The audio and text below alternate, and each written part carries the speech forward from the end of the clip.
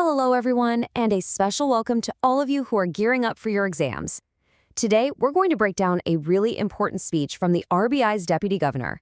It's all about a topic that is absolutely vital for your papers: the deep connection between financial inclusion and digital innovation right here in India. Let's just start with this one sentence, because honestly, it's the core of everything we're about to discuss. Inclusion is innovation's highest purpose. Now, that's not just a catchy phrase, it's the actual guiding philosophy for the RBI and the government. If you're writing an essay on this topic, this is your thesis statement. It basically says that in India, technology isn't just for shiny new gadgets, it's a tool for uplifting every single citizen. So, that's the big idea, but how does it actually work in practice? Well, here's our game plan. We're going to walk through this in 6 clear parts. We'll start with the mission itself, then we'll look at how it's measured, the tech that's driving it, and we'll wrap up with the key takeaways that you're definitely going to need for your exams. Okay, let's dive into our first section. The first thing you've got to get right is the framing. See, in India, financial inclusion isn't just another government policy that gets filed away. No, it's treated as a full-blown national mission. Think of it less like a project with a start and end date, and more like a continuous national effort that involves everyone, from the top brass at the RBI all the way to the smallest rural bank. And this, right here, is the key evolution you absolutely have to grasp. The focus of this mission has changed. You could say Phase 1 was all about access, getting a bank account open for every single person. And for the most part, that's done. Now we are deep into Phase 2, and it's all about meaningful usage and high quality. It's no longer enough to just have an account. People need to actually be using it, getting real benefits from it, and most importantly, trusting the entire system. So if this is a massive national mission, how on earth do we know if we're actually making progress? How do we keep score? Well, that brings us to a really critical tool, especially for your exams: the Financial Inclusion Index, or as you'll see it, the FI Index. This is how the RBI grades itself and the country on how we're doing. Instead of getting lost in dozens of different data points, the FI Index is brilliant because it boils everything down to a single number, a score from 0 to 100.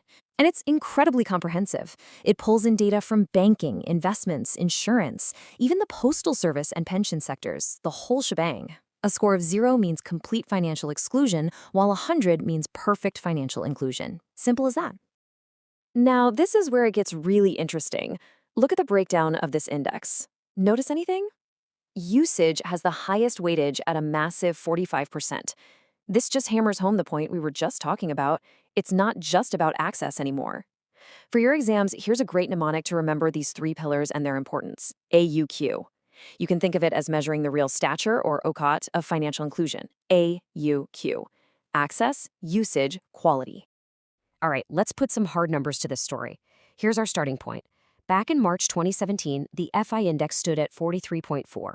Think of this as the baseline, a snapshot of where things were before many of these massive digital initiatives really hit their stride. Now, get this. Fast forward to March 2024, and that number has jumped all the way to 67.0. That is a huge leap in just 7 years. This isn't just a random statistic. This is the proof. When you're writing your answers, this is the hard data point you quote to show that these policies are having a real, measurable, and significant impact. So what happens? What was the secret sauce that caused that incredible jump in the FI index? Well, the answer lies in the powerful engine that drove this whole transformation: India's digital public infrastructure, which you probably know better as the India Stack. The best way to think about the India Stack is as a set of digital public highways. The government built these amazing roads, and they made them open for everyone. Now anybody, from the biggest banks to the tiniest startups, can build services on top of them. And because it's a public good, it sparked this incredible explosion of low-cost, accessible innovation, especially in finance. And these layers are built so logically, one on top of the other. It all starts with the foundation, Aadhaar, which gives everyone a unique digital identity. Then you layer on services like DigiLocker for your documents, the account aggregator for sharing your financial data only when you say so, and, of course, the superstar, UPI, for payments. It's a really elegant and powerful architecture. Now, UPI gets all the headlines, right? But it's really just one part of a much bigger and wider payments ecosystem. To help you remember all these other critical systems for your exams, we've got another little mnemonic for you, B-BARN. That stands for BBPS, Barrett QR, APS, RTGS, and NEFT. Just think of them all together as a big digital barn that securely houses every kind of economic transaction in the country. So it's pretty clear India has kind of cracked the code on digital payments. What's the next big challenge then? What's the next frontier? Well, the very same principles that made the India stack so successful are now being applied to something else, credit. This is something you absolutely need to have on your radar, the Unified Lending Interface, or ULI. The goal here is nothing short of revolutionary, to do for lending exactly what UPI did for payments. Can you imagine getting a loan for your small business being as simple and as fast as scanning a QR code? This could be a game changer, unlocking affordable credit for millions of people who are currently left out. Okay, so all of this innovation is happening at lightning speed. It's exciting, but it can also be chaotic. So what's the role of the referee in all of this? What is the RBI doing? Well, their entire approach can be summed up in 2 words: responsible innovation. This slide really gets to the heart of the matter. It captures the fundamental challenge that every single regulator in the world is facing right now. How do you encourage all this amazing innovation to flourish while also making sure that the entire financial system doesn't become unstable or unsafe? It's the ultimate balancing act. It's like being a gardener. You want to let all the beautiful flowers bloom, but you also have to be vigilant about pulling the weeds before they can cause any damage. And the RBI's answer to this puzzle is that these aren't opposing forces at all. They're actually 2 sides of the same coin. So on one hand, they're actively encouraging new ideas through things like regulatory sandboxes, which are basically safe spaces for startups to test their products. But on the other hand, they are absolutely strict when it comes to good governance, risk management, and above all, protecting consumers. The core belief is that real, lasting innovation can only be built on a strong foundation of trust and safety.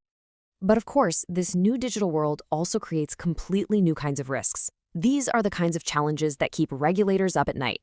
We're not just talking about old-school market risk anymore. Now we're dealing with things like bias in algorithms, the risk of having too much power concentrated in a few big tech platforms, and the systemic risk that happens when everything is so deeply interconnected. For your mains papers, showing that you understand these new age risks is absolutely essential. Okay, let's bring it all home. The next few slides are your high-impact revision guide. We have boiled everything we've talked about down to the absolute essentials that you need to remember. So let's lock these concepts in. First, the jargon. Please, memorize these terms and their simple one-line definitions. These are your keywords.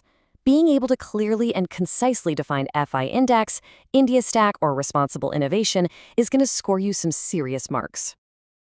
Next up, the numbers. These figures are your evidence. Quoting them accurately, saying that the FI index grew from 43.4 to 67.0, or that usage has a 45% weightage, this is what will make your answers concrete and really stand out from the crowd. And finally, these are the big ideas, the core principles that tie this entire story together. Honestly, you can think of this slide as the perfect structure for an essay. You start with the guiding philosophy, trace the evolution from access to usage, explain the RBI's balanced approach, and you ground your whole argument in the power of digital public infrastructure. It's a winning formula. And we'll leave you with this final question to really think about. As a ULI gets ready to do for credit what UPI did for payments, what's the next big step we need to take for true, meaningful inclusion? Thinking through this will get you ready for those more analytical, forward-looking questions in your exams. Thanks so much for joining us for this explainer, and we wish you all the very best with your preparation.